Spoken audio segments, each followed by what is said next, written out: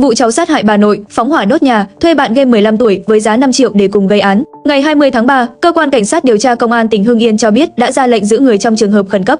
Tú là nghi phạm đã ra tay sát hại bà nội của mình là bà Nguyễn Thị L, sinh năm 1952, ở thôn Đa Hòa, xã Bình Minh, huyện Khoái Châu, tỉnh Hưng Yên rồi phóng hỏa đốt nhà. Tại cơ quan điều tra, công an xác định do thường xuyên bị bà mắng vì mải chơi, không chịu khó học tập, nhiều lần đi chơi khuya nên Tú đã nảy sinh ý định sát hại bà nội. Sau đó, Tú đã thuê B, là bạn quen biết qua quá trình chơi game trên mạng với giá 5 triệu đồng, chi trả toàn bộ chi phí đi lại, ăn uống cho B để cùng gây án. B đến nhà bà L, gặp Tú rồi cả hai trèo tường vào nhà trốn ở bếp. Tú tạo tiếng động làm bà nội tỉnh giấc đi xuống bếp, còn B dùng áo và dao gây án. Sau khi gây án, Tú lục soát túi quần của bà lấy số tiền 180.000 đồng rồi cùng B kéo nạn nhân ra mương nước sau nhà. Sau đó bà L tử vong. Sau khi gây án, B lấy xe máy bỏ đi, còn Tú ở lại châm lửa đốt nhà nhằm xóa dấu vết. Được biết, Tú đang học lớp 10, nghiện game. Bố của thiếu niên này đang đi xuất khẩu lao động ở Nhật Bản, đối tượng sống cùng bà nội ở nhà.